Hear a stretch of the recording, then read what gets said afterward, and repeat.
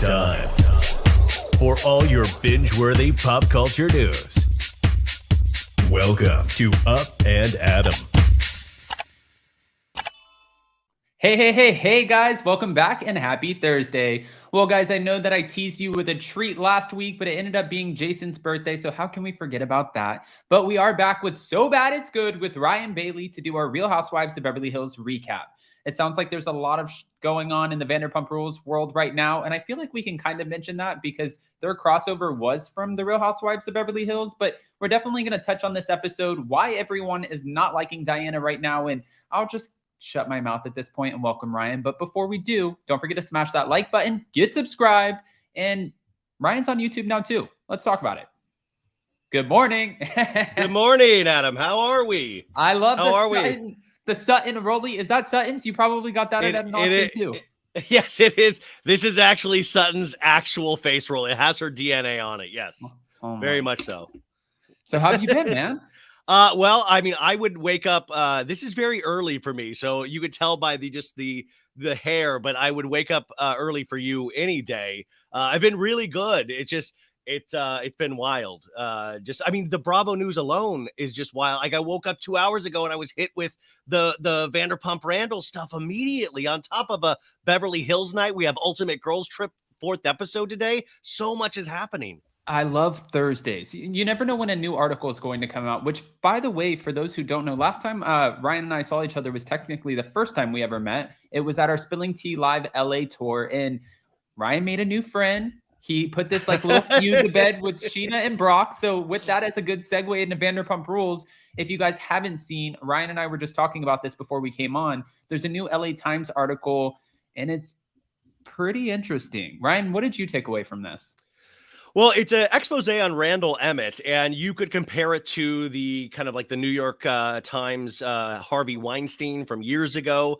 It really kind of points to a lot of impropriety, not only in sexual relationships with potentially offering roles for women for sexual favors, but there was also alleged drug use, also alleged just a lot of money being owed to investors.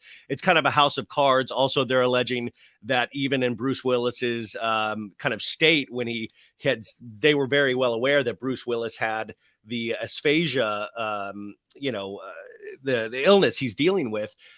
They still were working with him and, using him even though he shouldn't have been working, and putting him in all of the films that Bruce Willis did for the last 2 years of his career before he retired. There's just a lot of stuff in here, and they have a lot of Amy Kinnaman from LA Times just did an amazing article in terms of just getting all the sources lined up. It really is damning. And that's all aside from Lala. That's not even touching on the Lala stuff.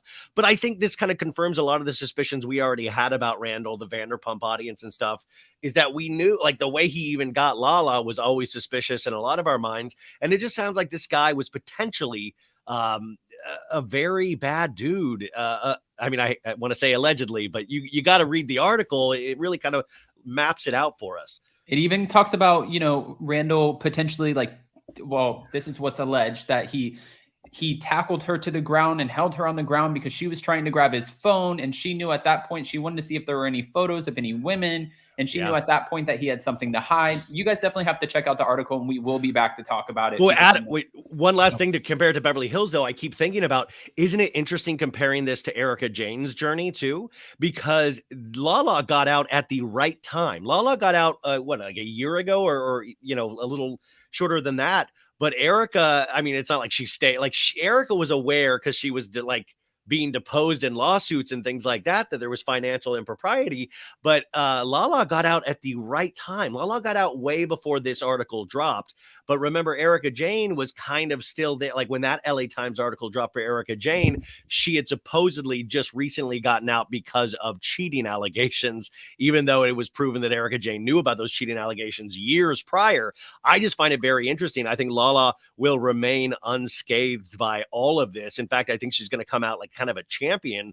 I'm just very curious how they'll cover it in Vanderpump Rules season 10. Do you think, though, the reason that this article, like there was even interest to do this article, was because of the spotlight on Randall from his relationship with Lala coming onto the show, their breakup, her doing these podcasts where she's talking about, his cheating. And do you think that's what sparked the interest to even write this article? 1,000%. But also then when you get that, there's so much other amazing, like you got the Bruce Willis aspect. You have like they bring up Ron Meyer, the president of Universal Pictures at the time. You have all of these things that are like surrounding this story. So that might be the entrance point for a lot of us. But then you have to realize it has, involves such big money players.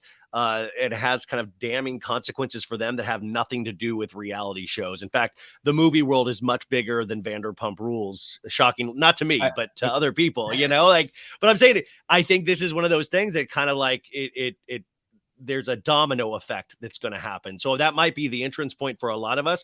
But if you read this, it kind of runs the gamut of things that you don't want to be involved in. I wonder if, because we know that Randall put his Bel Air home, I love when they call it a mansion, but his Bel Air home on the market, and they said that they caught him, photographed him outside of an apartment, and they're like, he's moving into an apartment, but we do know that he's in a lot of lawsuits, so I am interested to see how this plays out for sure. Well, that's the thing. We'll see this playing out for the next, couple of years. And if Tom Girardi's any kind of, example, this stuff will go on and go on and go on. So I'm just curious how they'll cover it for us in Vanderpump Rules. Oh, shit. All right. Yeah. Well, speaking of Bravo, guys, we're back to talk about Real Housewives of Beverly Hills. And I asked you to take a poll asking you who is your least favorite cast member so far this season. And you guys voted Diana, which is crazy. She came in like a rocket. She got herself in trouble on social media. There's a lot of questions around her life and potentially allegedly being a madam. And now everyone's like, get this woman off our TV screens. So before we recap the episode, what are your thoughts on our Real Housewives of Beverly Hills newbie? I like Diana. How are we? No, I think Diana's Diana's a mystery. She's also one season. I'm of the notion that you got to let these ladies have 2 seasons completely before we completely throw them away. Diana's made a lot of missteps, not only on the show, but on social media, but that's part of it. We can't just have all good people. We've got to have, my question though with Diana is why do this show at all? She's already rich. Like she's not plugging hair extensions. She has a neuro drink, but that was already years down the, before this show.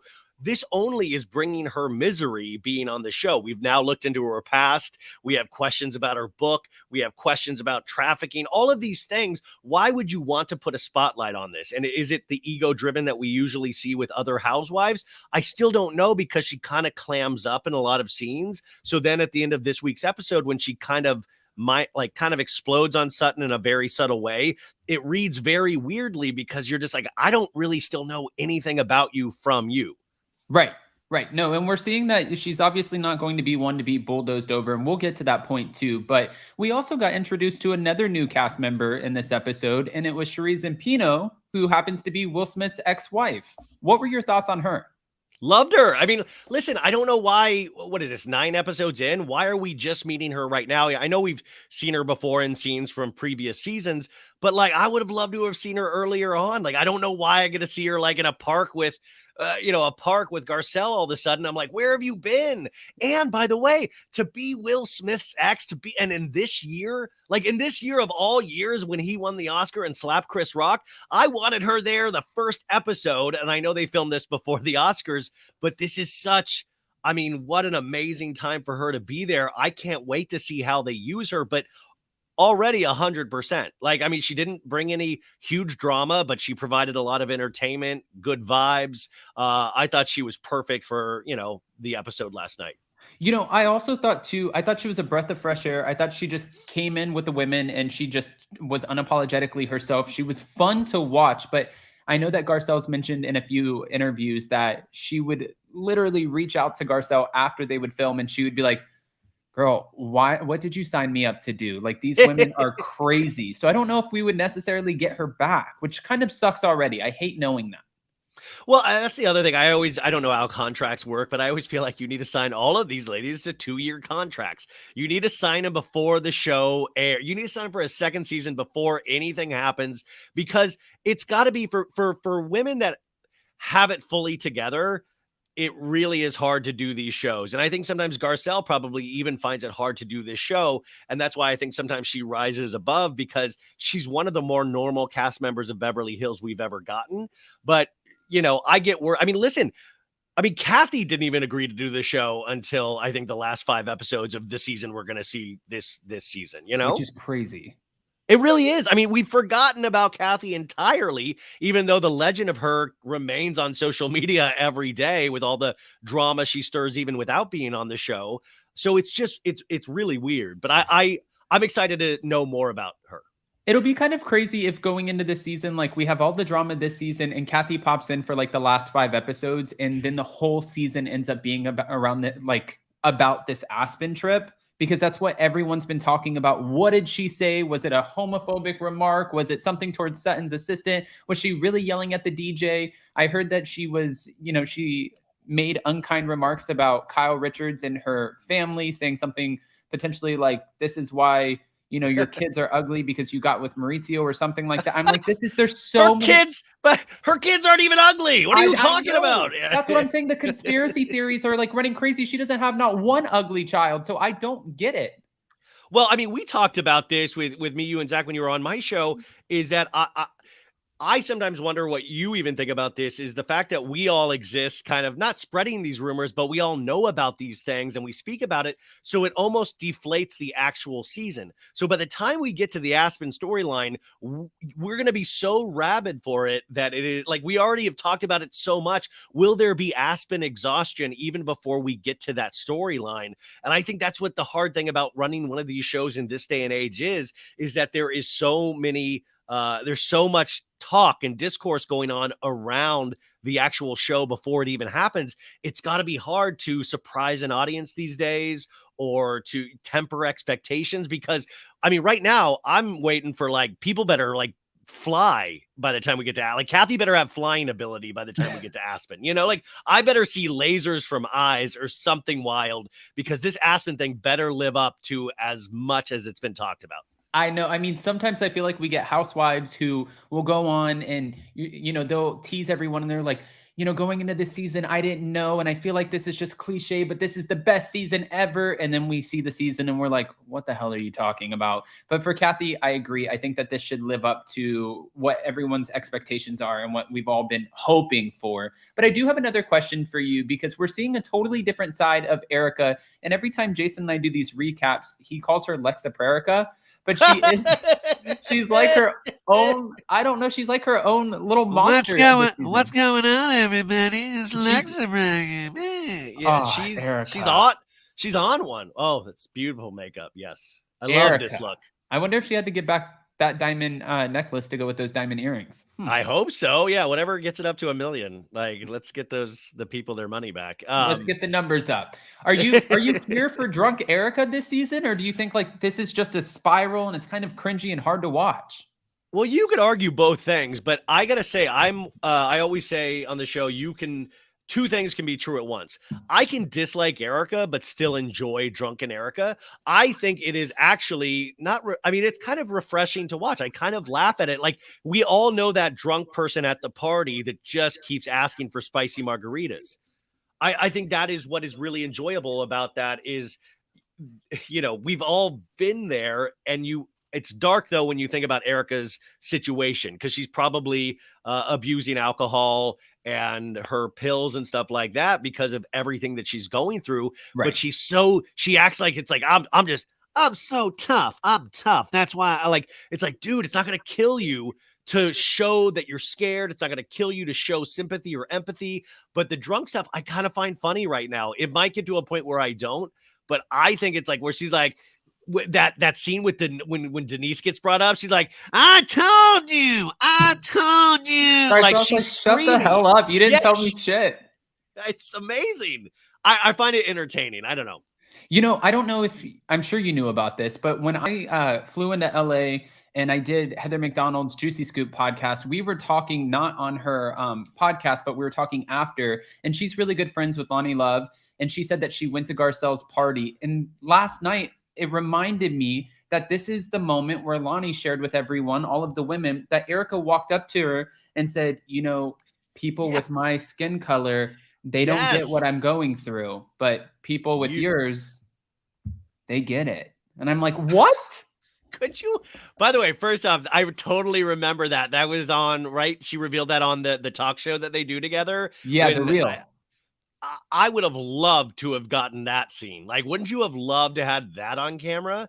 But that's the kind of stuff that I believe Erica lives in a distorted reality field in her head where she feels like, you know, she is the hero of her own story and everything's about like Erica being a hero and rising to the top when it's just not about that for I think a lot of us. We're kind of worried about the victims and stuff like that, but she still thinks she's the victim. So she's walking up to strangers going, you know, you guys get it with your skin color. You get it. you know, like, what are you talking? Like, that's so bizarre. And it adds to this kind of like, do you know what's going on right now? This still isn't all about you, even though you Right. think it is. Which I thought it was crazy too, that, you know, the judge just came out and said, and I know we're kind of like bouncing all over the place, but the judge just came out and said, do I think that you necessarily had knowledge of your husband's, you know, misdoings? Probably not. But does that mean that you still get to keep items that were bought with stolen money, or like you get to not have to pay, you don't have to pay back bills that were paid with stolen money? No, that's not what that means. Where Ronald Richards went on Twitter and he was like, the earrings are the start in the $25 million lawsuit she cannot run from. I'm like, damn, Erica, you think you're broke now. Well, that's the thing is that, like, I feel like I understand, even if we're going to say Erica knew nothing about it and she's not going to go to jail, all of that stuff. But if you then were told this, we're going to prove how this money bought these expensive baubles that you wanted, you would go, oh, I had no idea. Here you go. Here they are. I didn't realize they were purchased with stolen money. You would give them back. The fact that she's fighting for them, it's like, what are we fighting for and what are we standing? What we're wanting Erica to stay rich? Is that what we all want? Like, what about just Erica not going to jail? What about Erica just being able to live a life? Like, that's what she gets to do. That's called freedom. The rest of the stuff, I feel like, I don't know why. Like, it's like, sorry, you're not as rich as you were 2 years ago. I'm sorry you don't get to keep some clothes and earrings and shoes. I'm sorry you might not get to pay Mikey his health insurance. But I don't understand sometimes. You know, I have a question for you. Say the feds knock on your door tomorrow and they try taking your number one prized possession, which maybe they know that it's probably still in your car. The Tom Girardi lingerie? The Tom Girardi lingerie? And they're like, listen, that was bought with stolen money. Are you giving it back? Or are you saying, no, it was a gift? No, listen, I'm a wussy. I'll give it back immediately. Like, I'm not, if I've done wrong, I usually want to admit that I've done wrong. Like, I'm not looking, I want to continue to be able to talk crap online in my podcast. I will do whatever it takes to not get in trouble with higher authorities, you know? You're like, just take it. Yes. Yeah, no. Kind of like at the end of the day, they're possessions. By the way, who am I going to leave this to? I have no kids. Who's going to even want this? I have no family to leave this to. It's a ridiculous purchase to begin with, you know? I love my Luann photo isn't. This is signed, by the way. You're like, that one. That one's not ridiculous, but the lingerie. That's I fight for that one. Yeah. All right. So going back into the show, you know, Sutton has gained a lot of interest this season. A lot of people are really loving her because she's speaking her mind, and a lot of people think that she says some crazy out there shit. Like, for example, when she said, "Oh, I'm sorry, I didn't have a gun held to my head," and then she's like, "You know, Erica and we have different kind of dating, I guess, requirements. I don't need to find a man with money. I've got money." And she just keeps on saying like random things. And then she bit Diana's head off when she interjected in their feud, her feud with Crystal Kung Minkoff. Now, for you, what are your thoughts about Sutton this season? Are you liking her, or do you think that she's just like, thoughts? Listen, on my podcast, I am very open about I'm in love with Sutton Strack. I think, but see, it goes into the thing where two things can be true at once. She can say wacky, bizarre, wrong things. And she's also somebody that you can root for. She's kind of the perfect housewife in that you empathize at times with Sutton, but at other times she'll just be demeaning. She'll say the horrible, wrong things. But usually she's still on the side of, she makes some points. Like, she's not completely to the dark side. And I don't think she's trying to destroy anybody, whereas I can't say the same for like Rinna or Erica at times. So I think she's in this kind of sweet spot because sometimes she just provides you with the wackiness that you need from these shows. Even last night with that last scene with Diana Jenkins, I was just like, she's like, oh, you're soulless. You are soulless. I say. You know, she's very calm about it. When last week she got really angry. Sutton is riding this wave of emotions and stuff that I don't know. To me, I enjoy her so much. What do you think? I think she says a lot of, I mean, sometimes she says some really cringy stuff, but it's like one of those things where like I can't help but watch her.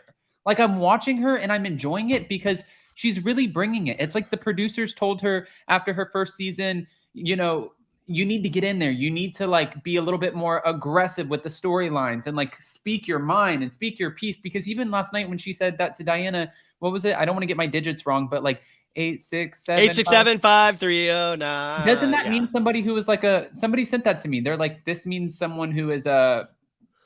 Well, it's that old song that my parents used to play all this. It's like a song by like 867-530-9. I didn't know there was like a meaning behind it, but let me look it up right now. Yeah, they said it's something about like a meaning about like prostitution or something like that. And I was like, what? Oh my God. This song now is taking such a. Oh, this song is about a girl named Jenny whose number had been written on a wall, which might mean that. Yeah, I mean, this could. But it was a song by Tommy Two-Tone. I'm trying to find the darker meaning here. Oh my God, it's Erica Jane's number. While Ryan's looking this up, I just posted his newer YouTube channel. He's had it for a minute now, but I just posted it and pinned it in the top of the live chat so you guys can go join Ryan, follow him, subscribe. Thank you guys. If you can give it a shot, that would be great. Okay, Urban Dictionary here. Marianne Stout said Sutton is earning her diamond. She really is. I mean, also, the other thing about Sutton is that I was under the impression and I was scared that she was going to have gotten so bullied by Erica last season that she would have come in this season with her tail between her legs and not feeling, like weak. And she didn't. She came in stronger. And for somebody that I think kind of is deeply insecure like Sutton, I think that takes so, like, I'm really kind of shockingly impressed with Sutton. She's still wacky at times. She still says some really wild things that I don't know if I can fully get behind. But overall, I mean, like the Erica bit is just really interesting. It's like they all treat Erica like she doesn't even, like there's no there. It's the emperor has no clothes. Nobody even takes her seriously. She's kind of like the drunk aunt in the corner now that just kind of goes like, yeah, that's what I said. Like it just comments, you know? They're like, your life is crumbling before our very eyes. No, I get what you're saying about Sutton too. I think that what I like about her is she's wacky, she's quirky. Like you said, you can't necessarily get behind everything that she says, but she's interesting to watch and she doesn't leave me with a lot of question marks. But this woman, however, does. There are so many question marks. One, you didn't want to talk about your book, yet you bring a book, the same book that you didn't want to talk about, to Garcelle's birthday as a present. I'm shocked at this relationship. I don't necessarily understand. That's her with Kid Rock, by the way. Doesn't he dress exactly like Kid Rock? I mean, he is an interesting character. Like I am so thrown off by this relationship, and I don't want to judge anyone's relationship. I mean, until we do, because you're on reality TV. But I'm shocked. These two, like, they throw me off. It's kind of like Shane and Emily on The Real Housewives of Orange County. Well, I mean, I feel like Shane and Emily I'm now more used to than I was in the beginning. But this is the thing. I just can't picture Diana and Asher being there for more than one season. Like, it's hard for me to picture that at all. Like, Asher is a musical theater musician. By the way, you can look up his like videos on YouTube and stuff. And they've been together for a minute. The other thing that this show presented in the first episode, it seemed like she had just gotten divorced. She had gotten divorced in 2011 and they've been together for a while now. It wasn't, she was like, we met at the party and we kept partying, you know, like she made it sound like it was more recent than it actually is. Diana's life is fascinating. I'm just sad that I don't think we'll ever be able, she'll never potentially be open and honest enough about her life for what we need with Housewives. But who knows? I could be completely wrong. I thought it was, and I'm not one to condone violence or anything like that, but when she's like, do you want me to butthead you? I'm like, are you going to butthead her right now? Yeah. Are we about to butthead her? Yeah. Well, also, what an interesting way to attack somebody. Like, also, if you headbutt somebody, you don't pre-warn them, you know? Yeah. Well, yes. And that's like you said, it's an interesting way to attack someone. So you're going to give yourself a concussion Well, you just said that you've been, she sent a text message to the group and she threw some shade at Garcelle, and she said that she's not feeling well. She's bleeding and like a lot. And she was talking about her miscarriage, which my heart breaks for her in that sense. Intense, very sad. Yeah. It's very sad. And it's intense. It's, I don't even want to make light of anything like that. But the women seem to be a little skeptical of her for showing up at the party, almost as if this wasn't true. This isn't true. But we've seen it happen in the past where Denise Richards lied and said that she was sick, so she didn't have to go to the event that she knew Brandy was going to. And then she told all of the women, she's like, yeah, I lied. I didn't want to go. Yeah. And I mean, obviously she lied again last night. Yeah, she didn't for that either. Maybe Denise just doesn't like to go to parties. Have we ever thought about that? No. The text message, I was like, by the way, I hope that text message doesn't start to get memed like the Tom text message with Erica and stuff. But yeah, it just seems like it's a little, the ladies really doubt her story because how do you get fully dressed up and come out to a party and all of that stuff if that is actually happening to you, let alone go on all of these trips? And I don't know, like, I truly don't know what to believe with Diana. The thing that we do know that is true is that she's extremely wealthy. She knows a lot of celebrities. I mean, but other than that, it's hard to pin down what her actual story is. You're walking into a party with $250,000 bag. Yeah, and then just like kind of throw it, like just says it to Asher, like, that's $250,000 bag. And he's like, should I take it to the car? She's like, no, just watch it. I'm like, wow. By the way, hire security for that bag. You don't leave that around Erica Jane. She needs that kind of money right now. I'm joking. We're all just having fun. We're all, you know what's so funny is back in the day when I would have Ronald Richards on every once in a while, and I mentioned, like, why wouldn't they try to liquidate some of her assets, like her bags and stuff? And he said, we're not interested in her bags. We're interested in stuff with real value. I'm like, do you know how much value that some of those bags have? Like, Diana just proved my point last night. Or even Crystal's bag last season. Remember the $125,000 bag? Yeah. With the little doors? Yeah. No, I mean, these bags seem to, I mean, also, could you, I mean, I've talked to many women since, and they've made me start to realize how much the art is in a bag, but still $250,000. Wow. No. And then poor Garcelle over here, the only bag that she's getting is the bag that was made into a cake by Kathy Hilton because she's not spending $8,000 on a bag. And I'm like, you ladies need to come together. At this point, there's like 50 of you on the cast. It's like the biggest cast ever. And everyone needs to just pitch in $1,000. Okay. It's like nothing to you guys. Pitch in it, except for Erica. You don't have to pitch in anything. But you know how happy I was to have Garcelle just smart enough to have a cake bag? I'm like, that is wise. That's smart. I love it. You're not like breaking the bank with that. Like the same effect. We know that you like pretty purses. Like, it's great.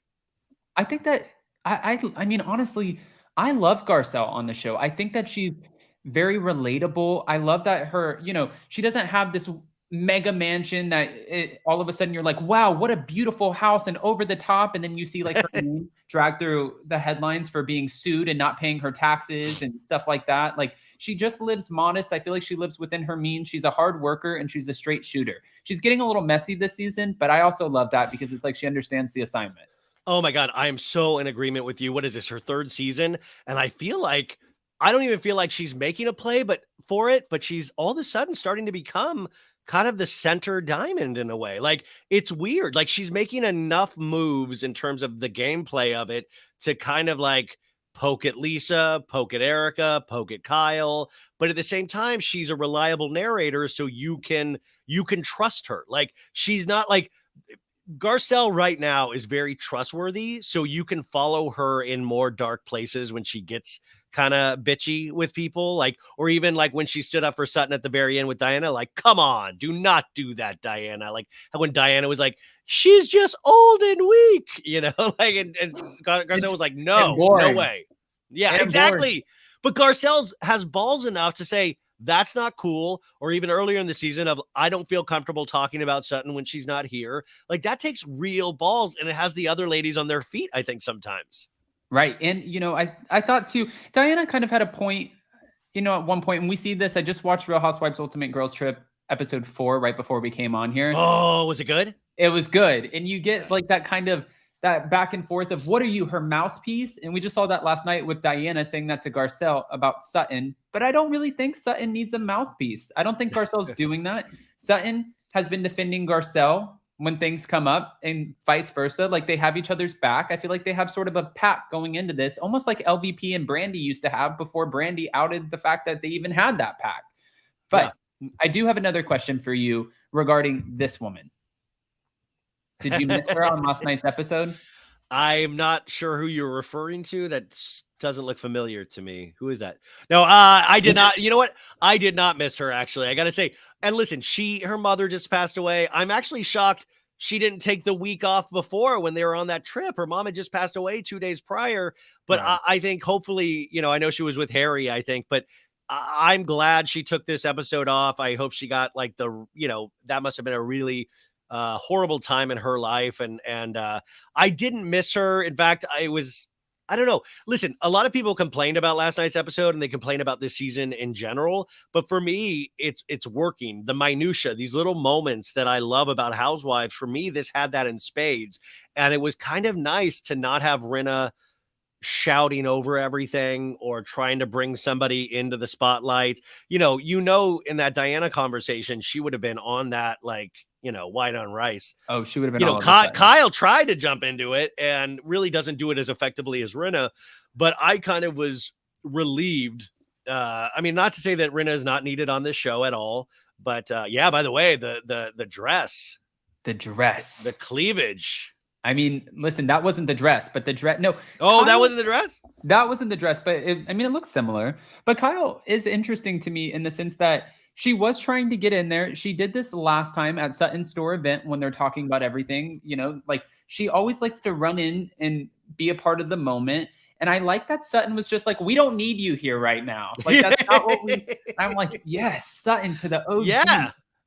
We are not doing this right now. We are not doing this right now. Yeah. And for Kyle, it kind of amazes me. And I don't know why, like Lisa Vanderpump, I feel like we could have had on our screens for every single season. And maybe I'm biased, I don't know. But for Kyle, I do kind of wonder, how do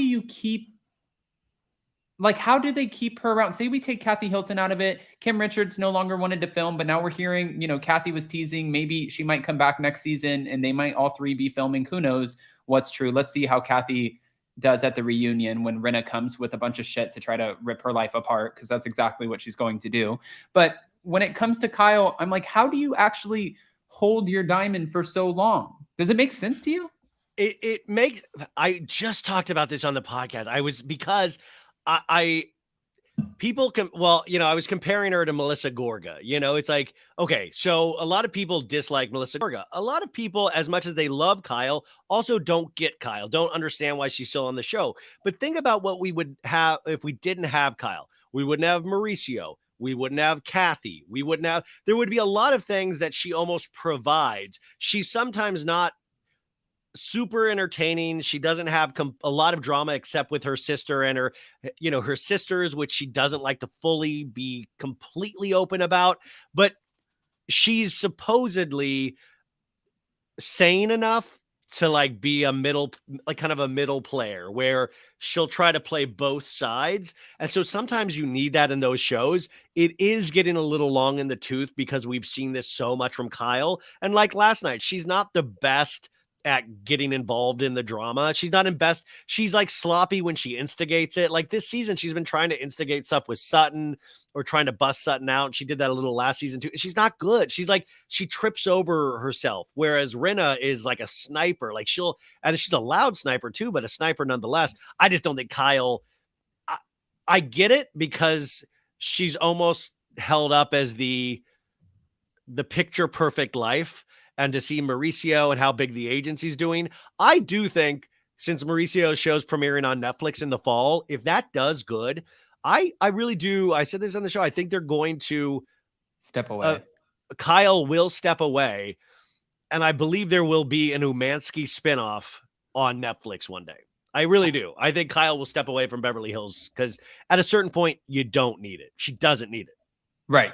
Right. No, I mean, a lot. Honestly, at this point, I really feel like it might just be Lisa Rinna and Erica who need it. But also, we know that Erica and Lisa Rinna, their 4-year contract comes to an end at the end of this season. After they film the reunion, their contracts are up, and I think you can see where they're fighting extra hard with the way that Lisa Rinna is going in on Kathy Hilton, who became the fan favorite last year, and she was shocked. Everybody was shocked. She's like, "Who's hunky dory?"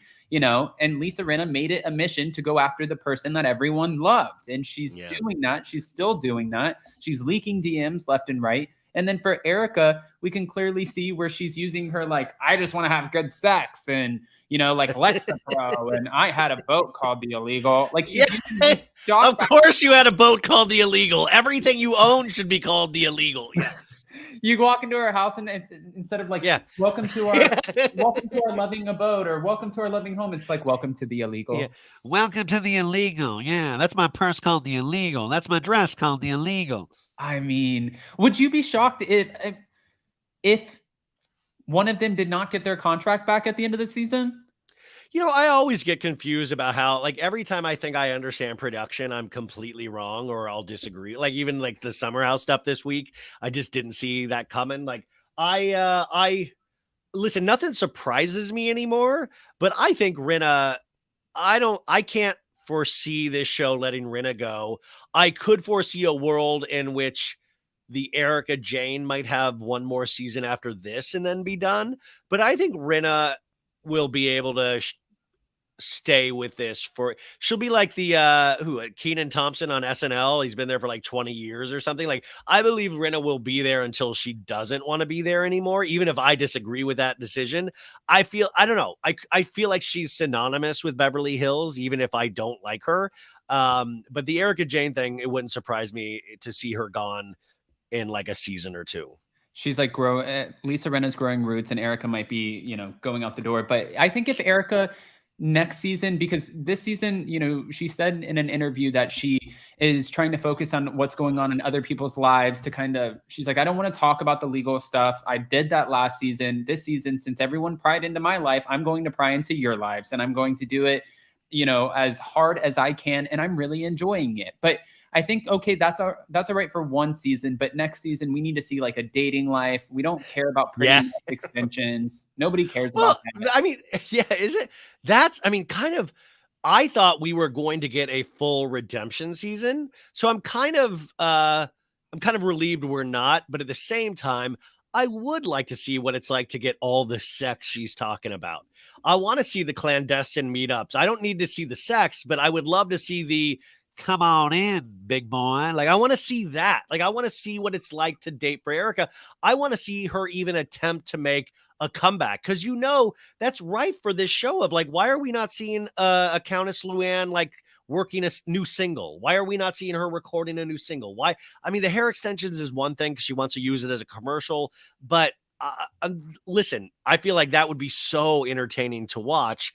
Just the reality of that situation to see what the performance Erica Jane would put on now. I mean, and we can't chalk it up to because, the fact that everything costs so much money, because she could just do a remix of It's Expensive to Be Me. And then just kind of, instead of saying like $1 million diamond, like she could just change the words and like talk about the earrings and the lawsuits and just give us like a little bit of a remix. And then oh my God, like, is it like lawyers, court fees? That would be amazing. That's such a good idea. See? In fact, we could do that, by the way. We could take that song and then just get somebody that's a good rapper and do like a break in the middle of what actually It's Expensive to Be Her looks like now. That would be amazing, by the way. I'm trying to help her out to pay these bills. bills. That's what I've been saying. But all right. So before, Ryan, we end up wrapping this up, were you shocked that Denise, and I know that we brought her up briefly before, but were you shocked that she didn't actually come to the party? Or did you think in your mind, no, we didn't see her in the trailer? No, I didn't expect to see her. I mean, listen, I almost thought it was thrown out as just to make Lisa Rinna scared. But I didn't expect to see Denise. I think if Denise were to agree to come back on camera, that would have been locked down. In fact, I would love to hear production side of this if she was even supposed to come, because they would have had to arrange miking her up, all of that stuff. I didn't expect to see her. I want to see Denise Richards on there one day. I don't want to see her back as a full-time cast member, but I would love to finish the conversation that Rinna shoved down our throats a couple of seasons ago. Just to, like, I really would love to see an end to that. But man, it would have been awesome if her and Aaron had showed up. I miss Aaron so much. And it would have been nice to hear. It would have been nice. With his conspiracies. Oh, very. I want to know all about what he thinks of the last couple of years. Like, I need to know what Aaron feels. But yeah, no, I wasn't surprised. I wasn't even disappointed. I just didn't even expect it. All right. 2 other questions for you. One, do you think it could be the testosterone that gave Sutton the kahunas to take on Diana in this moment? Yes. By the way, that scene was amazing with Dorit, where, so, by the way, I've been taking testosterone. It's done wonders, and Dorit's like, okay. Like, it was so amazing. Like, that's the last thing I would take. Listen, if it, I got to get on testosterone if that's what's happening. Like that, I love it. I love that she is standing up for herself. I love that she's freely admitting that she's taking testosterone. I love it. Would be great though if next week she has like a full beard and she's like ripped, She's I took a little too much this week. My stepmom watches Beverly Hills, and my dad called me last night and said, that housewife is taking I take testosterone. And I was like, great. You and Sutton have something in common. Fantastic. All right. My last question for you here is, do you think if Erica could have had her way, that she would have actually taken home Garcelle's son, Oliver? Wait, say that one more time. If Garcelle had her way, if Erica had her way, because she was sitting there talking about how hot Garcelle's son is, do you think she would have actually taken him home had he have been down to go? With the amount of spicy margaritas she was getting fed, 100%, 1,000%. You're going home. She would have done it just to upset Garcelle. Oh, don't piss off Mama Bear. But by the way, Adam, I don't know. Like, I always feel like, since Erica leads with sex, she's like, I love sex. I always think those people have the least amount of sex. Like, I always think those are the people that are like, the way you say it so much, it's like, why do you need me to know it? I always feel like they want us to think they're having tons of sex, but they aren't. I always think the people that lead with sex are probably the least sexual people that we know. It's like the quiet ones are the ones you really have to worry about. But like Erica, I don't know. Like, I don't sometimes buy it. Yeah. No, I'm not necessarily. But I mean, listen, if she is, I'm getting. Oh, good I'm for sure, you, Erica. Get yours, man. Yeah, get yours. I'm sure she's having people sign NDAs or something, because I don't know how she's having all this great sex with all these different people and nobody's coming out talking about it. Well, I mean, I just think they're probably older, rich gentlemen. Who knows? But I also, who knows? I mean, who knows? Yeah, who knows at this point? All right. Well, Ryan, we've stolen. This went too. This went too quick. Oh my God, this was so easy and fun. Thank you. Listen, we'll have to steal you back, and since we have almost 700 people, I just want to go. 700 people right now. Yeah. Here. Oh my God. Is that considered bad? Did I screw this up for you? No, should it have been way more? Okay. Just bring this up really quick and share. I also pinned in the it in the live chat, guys, at the top, so you can go check it out. But you guys can go type in Ryan Bailey, and then you can see right here where it says "So Bad It's Good" with Ryan Bailey. Click on it. Go over here and make sure you hit subscribe. Wait, Adam, will you come on in the next couple of weeks so I can do a YouTube video of it too, on the podcast and this, so I can use it for both? Yeah, 100%. Oh, awesome. Yeah. I'm always down. I have so much fun with you, like going down and having conversations. Well, 100%. I always get scared to ask people. I'm the worst at like, I just get really weirdly shy, but the YouTube I've been afraid to promote, but we've been doing it now for like a month and a half, and we put a variety of like interviews. We got Heather McDonald, we got Brandy and Julie, but I also do full recaps of Beverly Hills and Southern Charm we just started, but they're like full long recaps. I do the voices. They're really silly. The interviews are less silly, but they're a lot of fun. But just give it a shot. We also do the thing called the Bailey Mail, where it's like a quick 13-minute thing where it's like kind of the news and what to watch for the week. A lot of pop culture stuff, not just Bravo. And that it's a ripoff of the Daily Mail. I just call it the Bailey Mail. But yeah, subscribe, give it a shot if you can. But I totally get it. There's so much to pull your attention from, but it's just exciting to try this. I really appreciate it. And I really appreciate you for even letting me come on to talk about this. You've always been just really nice to me. Thank you. Oh my God. No, I feel like you're Tom Schwartzing me right now. Like almost like, you know how like when we hung out with Tom at the Spilling Tea Live. LA, Yes. and he's just so nice, and he's like, you know, like you don't have to do that. It's like, no, wait, what? No. I truly listen. I came in late to this game. I've been doing the podcast for 2+ years, and even that I felt I was coming in late to the game. And it's so good. It's like iHeartRadio. Check it out, you guys. It's 5 days a week. But the YouTube thing, it's like I feel like this is like I was looking at people I looked up to on this, and it was you. Like I was like you, and I had a couple others, and I was like, I never want to steal from anybody, but I was like, you do it so right. I've been talking with my friends that I work with, and I was just like, what he does is just what you've built here is truly incredible for a geek. Hey, like I love talk shows. You like kill it. Like it's like you and Heather McDonald's the same way, where I'm just like, you guys created your own little universe. And for a kid that grew up wanting to host the Oscars and watching late night television, I was like, wow, you guys did it yourselves. It's here. You created it. Emily D. Baker. Oh, like it's so exciting. And I just want to try to be a part of that and get better. But I don't want to step on any toes, but I feel like there's plenty of room for everybody. I don't know. So anyways, if you want to give it a shot, yeah, I'm growing. And there's, you know, there's so many people in here saying that they're subscribing right now, or that they've already subscribed. Everybody, like, that was my whole point in bringing you on. I again have so much fun with you. I love your impersonations. It's just always a great conversation. And you're very, like, even talking about the Lala and Randall stuff, like you're very well versed and you do your research on it. I could sit there and listen to you all day. So you coming on here is an absolute honor. Ryan, anytime. And by the way, Adam, just so you know, this is breaking news. I have COVID right now, so I did not. I am barely alive right now. You could have rescheduled on me. No, I would never reschedule on you. I would never ever. Like I wanted to do this so badly, and it was like the first day of school last night where I couldn't sleep and I had the worst headache. And I was like, I got to make it for Up and Adam. I got to make it for Up and Adam.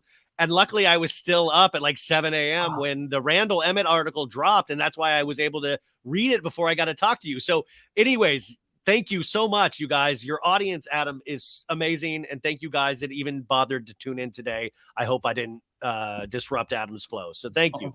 Oh my God. No, not at all. And Brian, feel better. Ryan even did a live last night, COVID and all. Holy crap. All right, Ryan, we're going to let you go so you can go feel better. Thank you so much. And then just shoot me a DM. Yeah. I would love the next couple of weeks if that's possible. Yeah. Yes. Anytime. Okay. I will make myself available. So just let me know when and where, and I'm there. Bye, guys. Bye, Ryan. All right, guys. So make sure again that you go and give Ryan a subscribe. I love having people on, and just, you know, when he said that there's room for everyone, there really truly is. This is YouTube. There's billions of watchers. So thank you guys. The Addams family is absolutely incredible. Don't forget to smash that like button. Happy birthday to Ayoko. And yeah, she said that we should have some mimosas for her today. She's going to her favorite fish hotspot. She's doing karaoke. She's going to a volcano. I'm jealous. I hope my birthday's half as good as Ayoko's. Love you guys. Bye. Oh, dropping a pre-record right now. Okay, right.